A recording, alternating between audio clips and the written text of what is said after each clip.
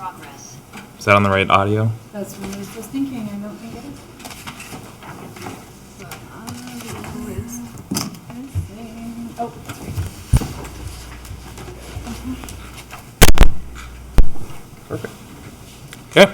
I'll go ahead and call the meeting to order, and we'll start off with a roll call. McKee here, Schultz Here. Bottoма, Present. Varenkamp, Here. Nichols. Here. Perfect. We will go into the discussion for 2023 fee schedule work session. Excellent. Thank you, Mayor and Council. On your dais tonight is also a copy of an updated Baker Tilly draft development cost fee analysis. I just wanted to know that that is something on your dais. We did have that on the packet, but we're able to get that in and out to council and at the council agenda packet out front as well. So just a note on that. So we today have a fee schedule work session. We wanted to talk about fees. We wanted to talk about a few things today. We did a fee analysis in 2021 that was fine, that we received in early 2022 that reviewed fees from 2020, and then we really did a focus on building permit and planning fees in 2022. We do look at fees regularly. We do updates throughout the year, and we look try to make sure we're looking at all things. These two fee analysis were done recently, so we wanted to bring them forward to your attention and talk about that, as well as talk about some different policy areas as we're getting ready for 2023. So in your packet, we have a draft fee schedule. Our big changes that we had in here are items that were highlighted. So we had some potential changes to recycling based on our current contract. We wanted to add the recreational permits. That's something we didn't add to the fee schedule, so we added that to the fee schedule. We have done some review of the development rights appeal and see that that's a little light on our escrow, so we've added that. Can we ask Yeah. questions as we go? Oh, certainly. The recreational vehicle permit fee Yes. is to have it in your yard or at your house or in my barn, or how is? I believe that's related to our, to the recreational vehicle ordinance that we had passed. Oh, like the EV and the golf cart? EV, yep. Oh, okay. Drive it on We the just- road, right? That was one of those things that I don't think we ended up adding to the fee schedule, so we wanted to just. make Okay. sure that it got in there, so we had. Gosh, that was my idea too. Yeah. So that's something that we didn't have in there. We're proposing a $30 fee for every 3 years. Yep. Can I ask about another fee that's Sure. listed in the sanitary sewer fees? Yeah. At the bottom, manufacturer homes park. You have it listed going from $3.37 to $30.85. Oh, it should be $3.85. Okay. My apologies. Good catch. Alan's sharpening his pencil. That's fantastic. And then we do have some changes to the water base fees and the tiers based on the contract, as well as looking at making some changes to those connection fees that are on the Maple Grove fee schedule, and then making some changes based on our 5-year financial management plan for planning out those trunk line, those increases that we had talked about in that. So I would note one thing that did not make the packet, because we were just finishing the public hearing on the first, was park dedication. So park dedication, we are going to recommend park dedication increase. We have some we did a analysis of park dedication, both from a land and the park needs and the costs, and updated the nexus that we have in the comprehensive plan, and are going to propose increases to those fees. We went and got data from sale data, and talked to the assessor's office, and really tried to sharpen our pencil to make sure we were collecting what is in the comp plan based on those current fees that we have. So And is 2016 and 2020 the last two times we've updated that's it? the last 2 times we've updated it. So we're steadily increasing it, and we do have those costs built in for some of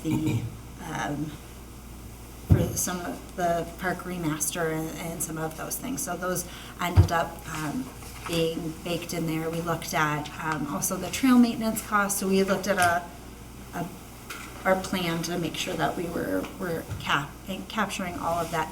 I would note that we do currently have all of the land that we said we would take for dedication through 2040. So likely we'll be asking for a lot more cash in lieu as developments come up, unless there are other areas that we think would be of value, that we can always Okay. take more parkland if we want, but These are based off of the 20. acre plot? You got single family up there, is that Oh, single that's family per- home period? That is or per unit? Multifamily, is that, Yep, so that would be anything, we outline exactly what that is in the ordinance itself. Remember exactly off the top of my head. Did you ask if it was per unit? yeah, I assume It would be commercial for- industrial would be acre? Nope, that's a per unit cost, so it's a 3%. That's a great question. Now that you say that, I'd have to go back and quickly look at the. I'm just saying that if you use commercial industrial off of The- Corcoran Farms, that's 70-some acres. I assume that their park dedication fee is gonna be more than $5,800 for 70 acres. It's a lot less for commercial industrial than it It's less is. for commercial industrial. They contribute about 6% of the land. So that is a unit. I will double check. What Wow. the, well, what I- what defines a There'd unit? be 5 or 6 lots on that commercial Yeah, it'd be development. per lot. I will double check. All right, on so that. then it would be Would look like- 25, 30 grand, all right. Well, so if a lot is 10 acres in a, in a commercial, I mean, what defines a lot? So we have this new thing, it's 70 acres. Is it on a per acre, or if you have 7 buildings, is that different than 3 buildings? I think it is. I'll pull up the statute, or Okay. our section of code. I just can't remember exactly. Right. It was written off the top of my head. I obviously can't remember, I just, While you're looking that up, know. the mention that we have acquired all of the parkland that we would anticipate, you can keep looking up. Yeah. I know we had discussions when Bellwether came in about the size of the parks that we've been collecting on, and them being at the extreme low edge of the range that we had wanted. I don't know that we actually have enough parkland, although we may have accumulated the right number of parks. I think the size is probably too small to provide adequate services for the population we're likely to have. Especially when you start developing a lot of the multifamily units that'll be close to town center. We might want to revise something there to account for that small size. And Although, would we have to revise anything? Because we could still make that decision at the We time of. certainly can make the decision. I think the comp plan said that we were expecting 2 to 3 parks. Now, the exact sizes we weren't knowing at the time, so that, and we've acquired all of that since we did the comp plan, so it's certainly something that we can accept more parkland if we think it's a PUD benefit, or otherwise if we think that there's a good natural amenity there, we might want to accept it. So when you say we had this goal of parkland and we've by 2027, and we've already met that goal. 2040. Per the comp plan, you looked at. Oh, yeah. those acres we were supposed to get, which I think was 100 and, I can pull that page up. Yeah, so it's not as if like that's the gospel. No, we certainly can take more if we feel it's something that would be a benefit to us. It's just in areas that we didn't have planned parks, we're likely gonna ask to not take parkland. If we didn't have it outlined in the comp plan. Right. But the total parkland includes trails. Yes, the total parkland includes trails, which is a lot of trails. Right, so I think that's where some of the confusion might be, is that if we have a development on this side of town, we'll still need a park in it, right, if we have a new development comes in. Yep. But to say we've met our goal, that includes land that's out in the middle of the non-MUSA that's Yes. dedicated for a future off-road trail. So I agree with you, we would need more land for parks in that regard. And we certainly can revisit that as we look at the next update to the comp plan and make sure that if there are added areas that we want to add to it, we'll be able to. But it wouldn't change anything in terms of process when it comes into planning. They could make the recommendation, or Parks Yeah. and Trails, I guess more Parks and specifically. Trails will make a recommendation. And we could take whatever the breakdown is that we. Yes. In a non-PUD circumstance, do they get to pick, or do we get to pick whether it's cash or? I think Land. we still get to pick that. I don't think that should be dependent on if it's a PUD or not. I'm not super confident in that.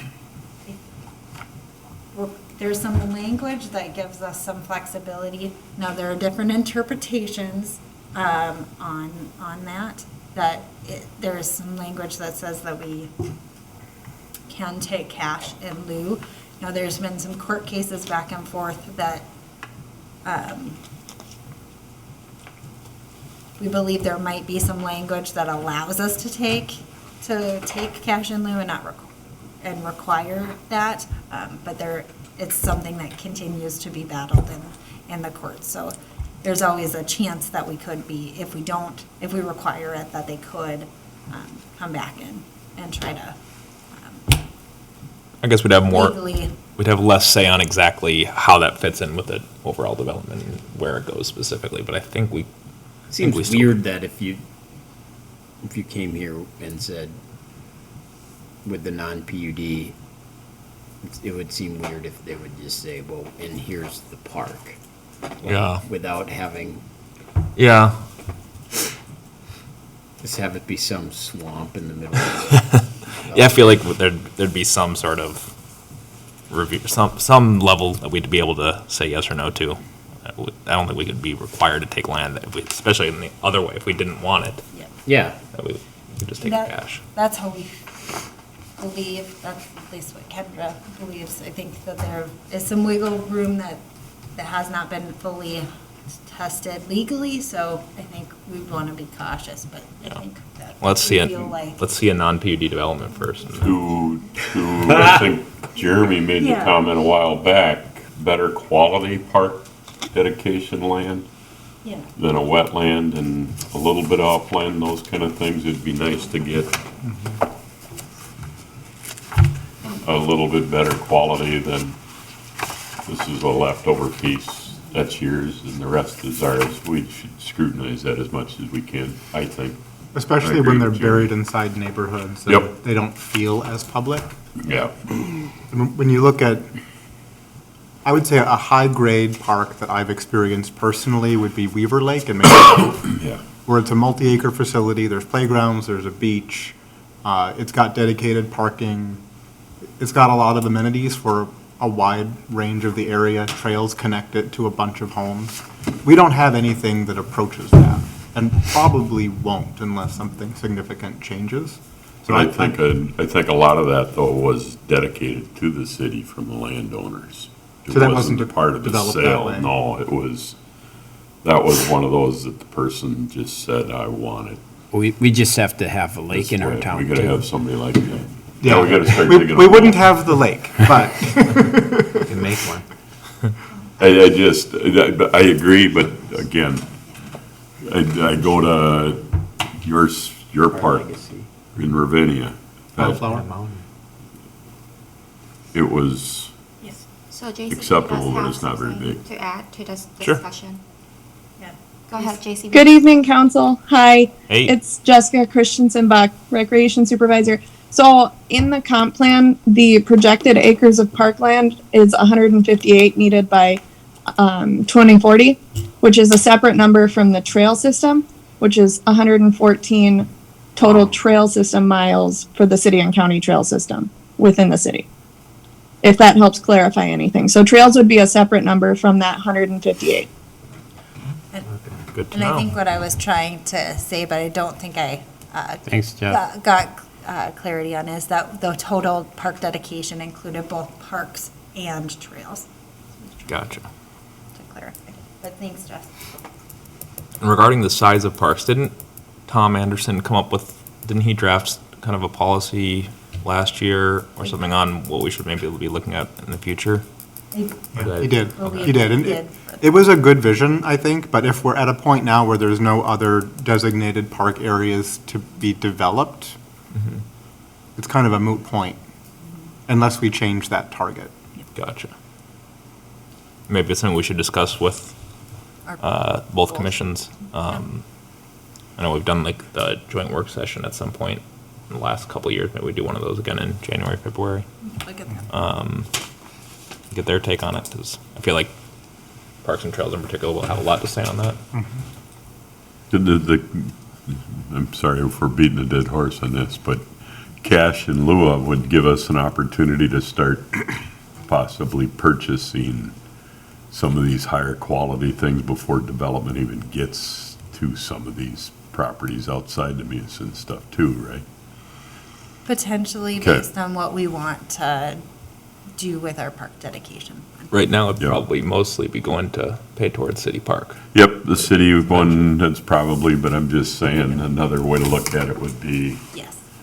we would be able to start finding pieces and do it, but still have park dedication and everything else as development moves. Yeah.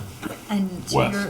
to your question, for commercial and industrial land uses, there is a 3% land or equivalent market value in cash.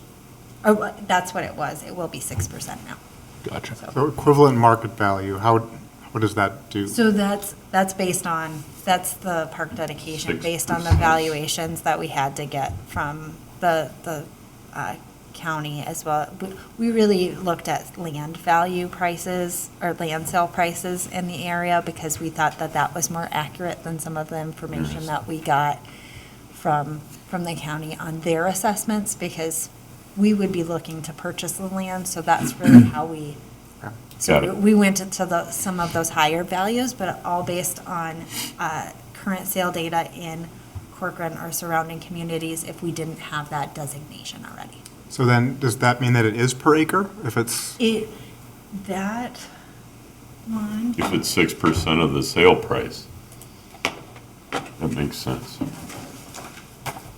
If It that's might what be we're good to going add the units for the, yes. Those I entries. apologize for this discussion. I was, When you go to Cook Lake and they. we'll be Only- having- Yeah, that's where I get Somehow. confused too, because is it per the building of multifamily or each individual? Right, when you look at that sketch plan that came Although maybe in last week, when they wanted 300 something apartments. Yeah, We'll that's, be- I don't know. what- This will be one of those items that we'll be having on the next council agenda on Yeah. the 22nd. So with that presentation, I'll make sure to have some examples. for it, Perfect. So that way it Okay. hopefully clears up. Kendra could probably answer this in like 3 seconds. Yes, I just can't, she's spent a lot of time and helped Jessica and I look at it since she's done it for a lot Yeah. of cities, making sure that we were thinking about everything comprehensively, so.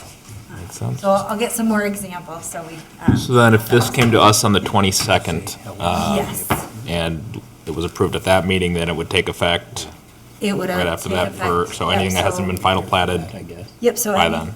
anything final platted, so our goal with the fee schedule will be to present it to you on a final version on the 22nd, and then it just has to be published in the paper and then would be effective after that. Makes sense. So we would anticipate January 1st effective date on it. Makes sense. I don't see a lot coming in that week gap. We don't, but, and it would have to be anything that's ready for final pet, and we don't Right. have any currently that are. Makes sense.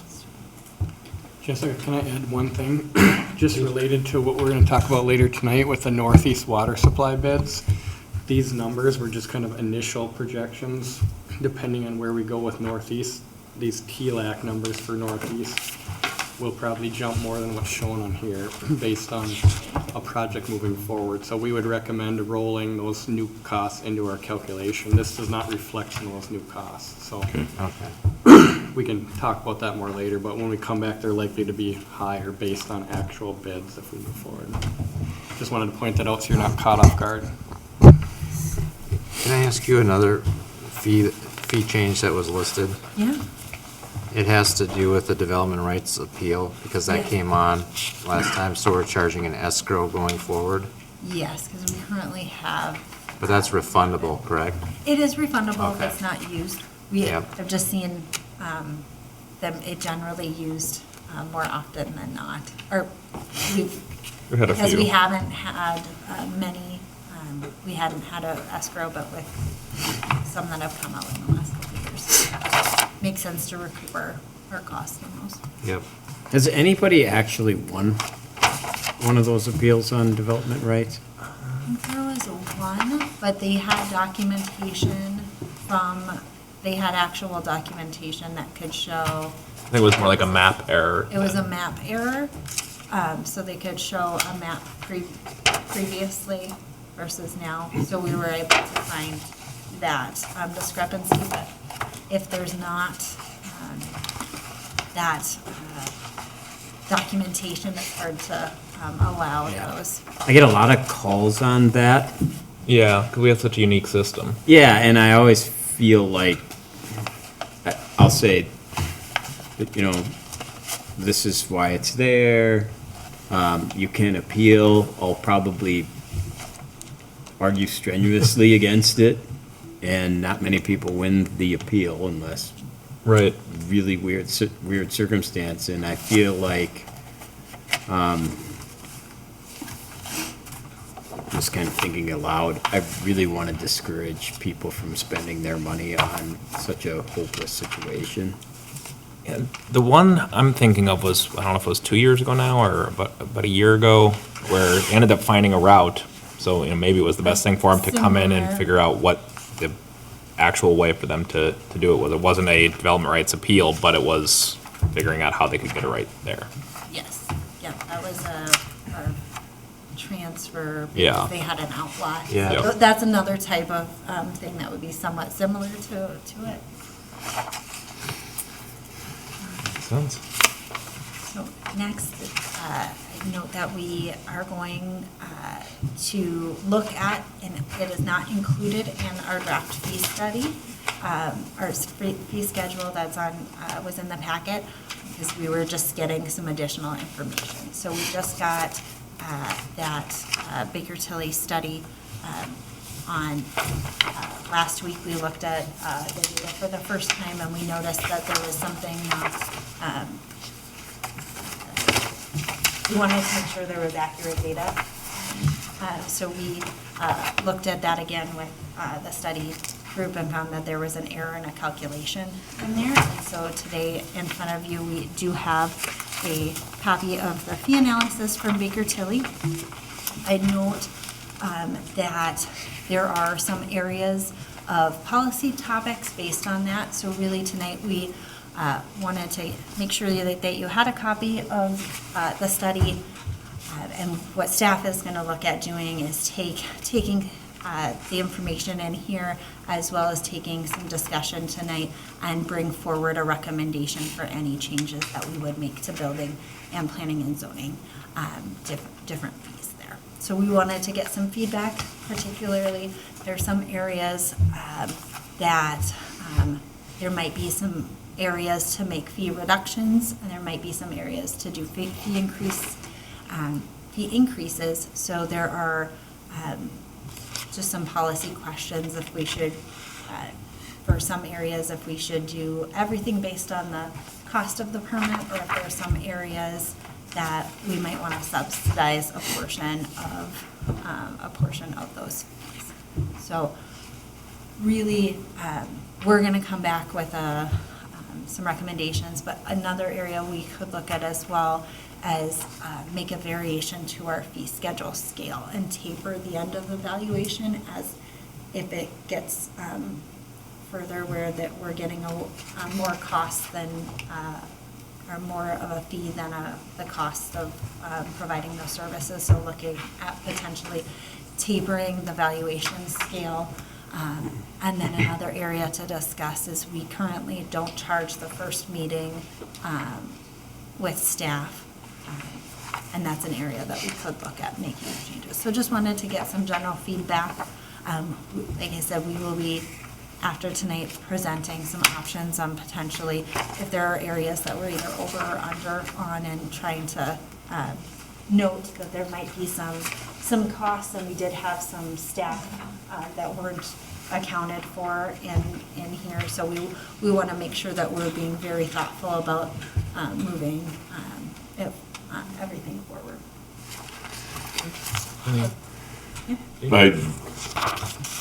If it's already in here, so be it, but a few months ago, we talked about the CBD laws and those kind of things. Is that covered in any fees? I'd assume We didn't have that. liquor, tobacco, we don't have an ordinance yet, but We don't have an ordinance yet, so we don't need to have do that. anything with that. Okay. I have seen some cities add that, when, I'm assuming they already have an ordinance in place and they license it like they do tobacco, I'm but just asking. that would be, if we do allow it eventually, or once it gets hopefully a little more direction, that would be something that, That's where we left it, was we wanted more direction Right. from the state, state, county on what, yeah. okay, that's sticking in the back of my head, so thank you. And I still don't know if we're gonna get that. Have you heard anything on that front? We have not heard anything on that front, so we'll be keeping an eye on it through session, and I think we have until August for a moratorium, or at the end of July. Yeah. So we'll be towards the end of session, figuring out if we need to come back with that, and what that regulation might look like. Okay. Something to maybe bring up to Representative Robbins and Senator Limmer. Can I ask Thanks. a question? Of course. Can you say what you said about the meeting with the staff charges again? So generally, we do, in the fee schedule, we have an area that for the first hour for meeting with consultants, if a resident comes in and wants to talk about a potential project or a subdivision or, a plat on their land, we generally, for the first hour, if your initial meeting with staff, we don't charge. But if you want to have more meetings with staff, so that's been an area where we've provided 1 hour of staff time to folks. Yeah. But if it's something that really takes a lot of staff time, we've tried to make sure that we can get an escrow at a certain point. So Yeah, okay. It's an area where I think that, the study shows that we don't collect money, but that's kind of a service that we provide to be able to make sure people can meet with us and get their questions asked about and answered about a particular project before they're spending a lot of money. Most of the time, it's those, I'm interested in doing this type of project. What do I need to do? What do I need to do? Is that first initial meet usually, and if they want to pursue it forward, we ask for either the application or further staff, or further funds to meet with staff. Are we only talking about specifically people who want to build and plan, or is it about anything that, like Kevin, for example, might have I'm just hypothetically asking a question. Like, if I came to Kevin and I'm like, I got a water issue or a culvert situation So or whatever, is that the same, does that fall into the same category, or is that? This is generally for those folks looking to do land use applications and things like that. Kevin's time and Mike's time and my time when we're just meeting with folks is just part of, the tax levy piece. So it's that when you want to do something that has a land use, it's then with it. I think the reason it's there after one meeting, it's a policy thing, but it limits without that, whether it's one meeting, two meeting, whatever, but if you have it unlimited, a lot of times what happens is we essentially will design the project for them. The resident will come in, and I won't say abuse it, because if it's unlimited, they'll basically utilize staff. And so that's the past policy was, let's give them one free one, but even before I came, it was one to help them get started. Yeah. And bonuses on them. So that's why it's in there, is because there is, and it's likely to happen if we eliminated it, we will have a lot of requested meetings and we will Yeah. get used, and it's a policy by you guys, but we will get used and our time will get used up by, No one's suggesting that we eliminate. oh, yeah, just clarifying the purpose of it. Yeah. Yeah, and from our perspective. Totally get it, yep. Just wanted to make sure that we, that's an area that we're not currently collecting fees on. So this section, if you have specific thoughts, please certainly let us know, but. Wait, it's not an area we're collecting fees on? That one. That first hour. Oh, the first hour, The first okay. hour, not, after that, we definitely put towards escrow any. Fair enough, okay. any application. But if there are any other areas or suggestions or thoughts on, I know that we all just got the study from Baker Tilly. If you have different thoughts outside of the meeting, certainly let us know, because what we will be doing over the next week, we'll be putting together a proposal for any changes to the building and planning and zoning areas based on some of the feedback in here and understanding what is happening in the world. So, do we have a whole bunch of stuff to cover in this meeting? Not a ton. Not a ton more. Okay. So I want to talk about that first hour meeting a little Okay. bit. Is Go that for it. okay? Yeah. Yeah,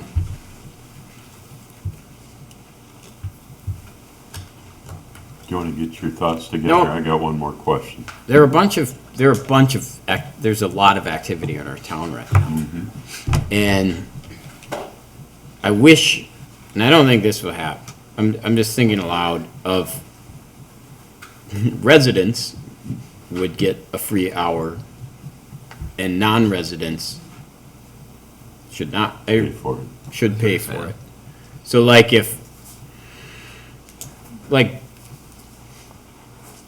most members of the I won't broad brush like that, but if you have an idea and an applicant and you're a person who already pays taxes in our town, you essentially pay for the ability to have time at City Hall to a certain degree. And like if Lennar comes here and they're like, we want to have a conversation about XYZ, is it against the Constitution to discriminate against residents versus non-residents? And then I would like if I went to Medina and I wanted to have a meeting with the city about something, just whatever, and they're like, well, you have to pay $50 to do that. I'd have a little bit of an issue with that as a private resident, not being able to talk to, it's like Cover charge. it's a cover charge, like some tax that I have to pay to speak to government that makes me uncomfortable, so, anyways, I'm arguing against my own idea, which is to charge non-residents different, but, I would think some of it might sort itself. Like, I don't know that I think when a Lennar or a Pulte or someone's coming in, they're coming in with a specific proposal. I don't know if are they asking for that hour free? I don't know, I'd have to go back and look, I think some of our bigger developers, they're on the hooks already. Right. When they come in Most for a of new them. phase or something, they're already in, we're already charging escrow on them. Right. I think, to John's point, like doing non-resident or business, I think it sounds good, I think, but they're kind of representing a property that's in town, property owner, they're gonna purchase that property. Sure, Give it- yeah. So. I hear you. Sense. And I think we do charge for recreational programs as non. Yeah. Oh, We give a break for yeah. for residents. And Natalie is raising her hand. Go for it. Don't mind. Thank you, Mr. Mayor, Council. I just wanted to add that it is my understanding historically, the first hour of staff and consultant time is factored into our fees that are non-refundable with an application. So that's why it's quote unquote free. It's part of the There you go. fee. And then the escrow is for additional direct costs after that additional hour. So it's not that it's free per se, but that if there is, we're recouping that cost elsewhere. And so it's considered more of an overhead or administrative cost that first hour. And I would say it would probably be problematic. Obviously, I'm not done things, but it is probably problematic to have a different standard for a resident landowner versus a non-resident landowner. My understanding is you're supposed to apply the laws, once you set up laws for a district, you're supposed to apply the process equally, regardless of who the applicant is. All right, thank you. Thanks, Natalie. So go ahead. And then I that don't have kind any of other ties into questions. my question vaguely. The escrow that we charge, when the project's done, do we have a number on how much we usually have left over and give back? It varies a lot by the Okay. type of project, and if you, I've heard the statement from private citizens, I had to pay this much and they're gonna give me more than half back. Why did I have to pay that up front? yeah. So that's we've- the reason it I'm just- going there. It has varied so much over the years that we want to make sure we're gonna be able to recoup, or make sure that we get enough, but also want to, if we can, certainly give it back, but we have had, maybe sent out several this year of, we didn't collect enough escrow on some, Okay. in some cases. So we have this, it just really depends, project driven on what we're seeing, if they need more staff time or not, and if they have a lot of questions, that just has All a right. tendency to, it takes some of Natalie's time, Kevin's time, depending on if it's, an hour or two of extra questions. I've heard the full range and I'm sure you guys catch a lot of it and stuff. I've always wondered,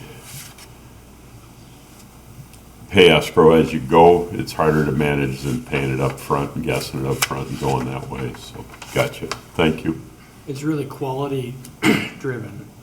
If the data they give is clear, concise, we can process it. If we chase data, we spend time meeting, it's a number one rule. is I quality understand the all of data we that, get. yeah. I mean, we can turn a billing permit around in a day, and everything's on there and right. Yeah. If we're chasing it, having explanations, that's when the tab starts tabulating faster. So we try to review that and adjust, but, we'd rather not, it takes time to chase escrows too, staff time, so we try to set it at, I don't know what, capture. Do we give them their share back plus interest since we've hung on to it for whatever? I mean, that's a question everybody says too, but We don't, that's We- a Megan we- question. We have not. we aren't a bank, but, We okay. are in a bank, but we also want to make sure to, Nope, you're doing fine. it's a balance, and I think there are a lot of ways you can do it. And he was just talking to me, there are other ways, some cities do a flat escrow and then bill afterwards. It kind of depends on what. What's the success rate on Yeah. collecting the bill, or that's where you put a lien on the property if they don't pay the balance kind of deal? We don't put a lien on properties. If they don't pay the balance, eventually we'll special assess the property if Okay. it's done and they owe a balance.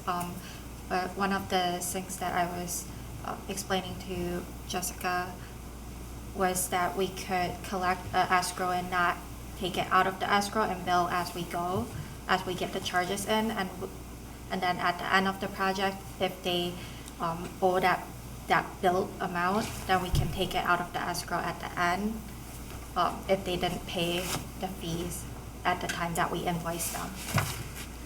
Which could be, easier to track that way, and then we wouldn't be losing money, because then we have an escrow Yeah, flat amount that we're keeping at all times for the project.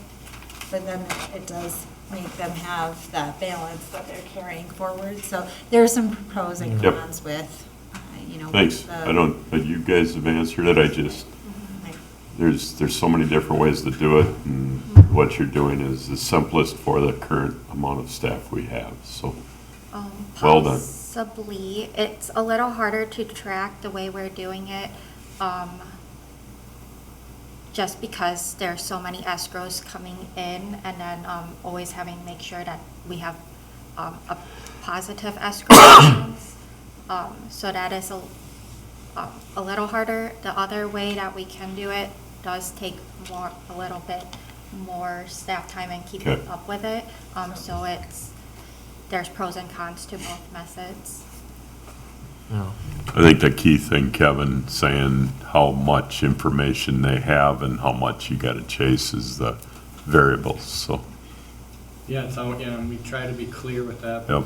because, I mean, we're continually refining and assessing this. It will change as we acquire staff, as we make investments. Maggie's made a huge difference and Jody and the other team Yeah. members. I mean, we've sophisticated our capacity significantly with Maggie, the addition of Maggie, and we'll continue to do that. So we might reach a threshold where we say, hey, this makes more sense now, but I think we're in that, evaluation process of, how will this escalate even more? Will it be a linear? I mean, there's just a lot of things that we continually refine. So we might come back to you and say it's not working anymore. Yeah. And there's actually some things related to building permits that we probably could be doing more with escrows, but we don't have that capacity. And not to get too much into it, but it actually even depends on how we would release those escrows. Right now, we have to bring every escrow release as a claim. So if there's a whole conversation about escrows and escrow managements that we'll have at the right time. But some escrows come up when you don't even have a landowner involved, correct? For example, you could have somebody that potentially is looking at buying a piece of property and they have a sketch plan they want to present. Yes. They're the ones posting the escrow. So if you do something in arrears, there's no way to collect that money other than send them a bill. If you're talking to somebody that's a non-landowner, we can't go and assess the landowner for a sketch plan for some proposed development from some developer that just walked away from them. Yep. So, Thanks. Comfortable, I have just a couple more Yeah. slides. Any questions or thoughts on building permits? Like I said, we just got that data, so we'll be presenting. If you have any ideas or thoughts offline on that information. Yeah, I think I need to absorb a little more time. Yeah. these policy questions that you had, did you lay those all out? So they're not necessarily laid out in the study. They were just things that we've been thinking of since we Okay. got the study. We just got it on Tuesday after we updated. Yeah, just in general, there's probably some things that I would look at probably subsidizing based on the cost and the type versus increasing. Yeah. And I think that's the question. Do we feel comfortable with maybe keeping some of those over-the-counter permits kind of similar or slightly increasing for the, some cost of living Yeah. things where others we might. That's what I'm thinking about, because there's some small over-the-counter ones where the increase would be too much Sure. as a percentage of what you're actually doing, right? If you're looking at, well, I'm just use hypothetical like a water heater. If you go from $20 to $50, you go from what, 5% of the cost now up to 10% of the cost of the unit or more, something like that. Something like that, I would think more about subsidizing. Beyond over the counter, I think that's another discussion.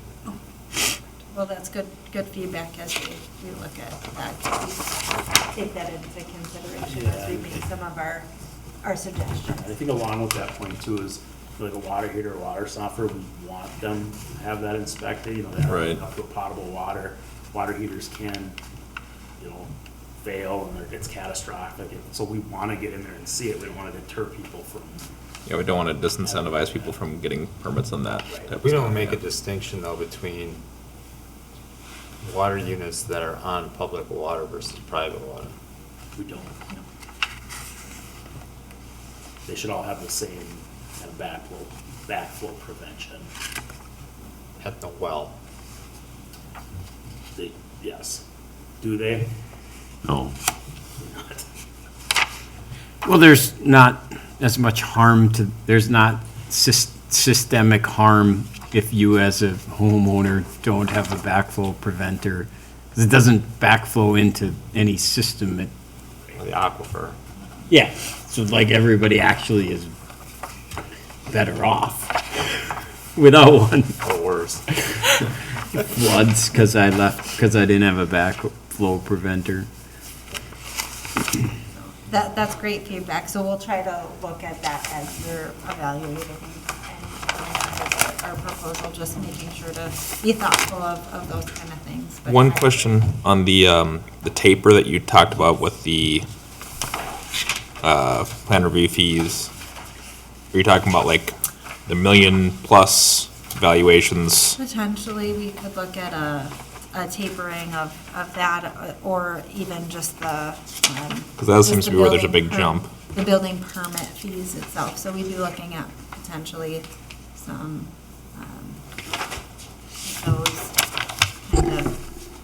those kind of areas, as well as potentially maybe looking at creating additional tiers. So there are a few things we want to explore and just make sure that if there's some key items related to that, if there's something that you really want us to explore, just for us to know as we present something. As we do with all fees, we'll change and then we'll evaluate in a year or two and see if we need to change again. So we try to do that across the board. This is one area where we haven't changed in a bit, so it's a good chance for us we've got some data and look at that again. Anything else? Then just wanted to note a couple areas related to water and sewer utility changes. So one item on the fee schedule that we are proposing for our non-residential, or for all areas, is to base the water and sewer base fees based on the SAC units. Because if you have a property that has more than one SAC unit, they're using more usage. So to kind of tie it to that, so that way a property that, say, is a commercial property that really has 13 equivalent units of SAC is paying what the maintenance cost would be for 13 rather than just one for a unit that doesn't technically. Can you explain a SAC unit? Sure, so it's, Mike might be better at this than I am, but a SAC unit is a sewer availability charge. It's outlined by the Met Council, so it's a program that we have to utilize, but it's based on square footage and use, and so it outlines how much sewage would be going into based on your water. So it's based on square footage? How is that in a residential area then? If I'm a family of two in a 5,000 square foot house versus a family of two in a 1,000 square foot house, or is there no distinction? So in residential, it is per unit, which they consider a single family home. Okay, Same with any type of residential unit. okay. When you get into commercial, then there's a number of ways they calculate. It's based on use, square footage. Warehouse is treated different than office space. Fixture units, floor drains count against it. There's a number. Okay. Thank you. And then multi-residential is, if you want to go into that too, because St. Therese, they do get a credit too Mhm. into their SAC units. Yep. And I don't know what that's based off. Maybe you can explain. Yeah, so a they little bit of that. calculate it not based on the one multifamily mixed use, they calculate it, there's a list of ways they're calculating it. The unit, the type of unit, the type of use, what's going on in the building along with it, the kind of accessory uses, and then they come up with a number. So for instance, St. Therese has, I wanna say like 160 total units, but they have a 95 unit SAC charge. Because they look at those multifamily units and their senior living units that they kind of give that credit towards. They're not using as much water as a single family home. Oh, okay. This is all related to the use of sewer, which is related generally then to your use of water. If you're using more water, you'd be using more sewer. So that's how it's calculated. So we thought it might make sense to make sure that we're capturing more of that, those operating and maintenance costs for based on the actual usage. So that's a bit of a change. We don't have too many units that will be impacted. Mostly it would be those commercial, some of those commercial or areas that would have those. Commercial and industrial, and we want to make sure that we're charging St. Therese equal to what we charge all the single-family homes. Because if we don't implement it this way, then like, for example, when St. Therese comes on, then it's not fair that they only also get charged a base rate of $20 or $21 compared to a single-family home getting charged the same rate. Gotcha. So, Trying to look at a little differently. And then we will be looking at TLAC fees, as Kevin spoke to in the, Sorry. I was just curious about, we have per unit as well as connection charges, so I don't know if we wanted to discuss, do we want to use SAC units on connection charges? Historically, a commercial building is 1 unit, whereas with the SAC unit differentiation, it might be 4 or 6 units. So it could be worth discussing too. We use per unit, but that unit is defined differently with different things, so just to make sure it's clear. It would be interesting to see the cost differential on that, and same when it's applied to residential. You know, how they compare across the two plans. we can, as we look at the fee schedule, we can try to put something in that, in our packet next time as an exhibit on kind of how that change would look. Okay. Helpful.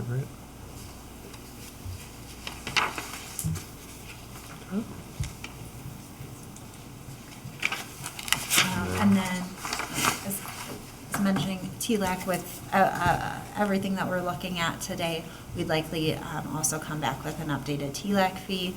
And then we have been talking about and had a recent work session on that stormwater area charge. We'd be likely looking at implementing that in 2023 when we finish dialing that in. Besides that, next steps would just be to review, take out all the input we heard tonight, come back with a final version, and look to be implementing that on December 22nd. Sounds good. Any other thoughts on any of it? It's a lot of numbers. Yeah. December 22nd. Yeah. I won't be here. And Ellen is not going to be. Me neither. We're not. Hopefully you two will be. I will be here. Dean, you here on the 22nd? I will be here. Good deal. If we need to, we can move it. We've got time. If you want to. Oh, just move the, yeah, we could. Meeting if we needed to. But if, I think we should have a Yes. forum, so. You guys? You move it to like Monday or Tuesday or what? Are you talking? I mean, we. No, just I'd this have to item. check with thing. Oh, you're talking about the meeting? the meeting. Oh. I thought we couldn't move it because of. Staff, I don't think was able to. Yeah, move I it think you're right, before, Ellen. but. Didn't we have that conversation last Yeah, meeting? we did Yeah. have that conversation, so never mind. Okay. But do we necessarily have to have the fee schedule by the, so we would want to adopt one version before the Okay. beginning of the year. we could always. We could always amend it, Yeah.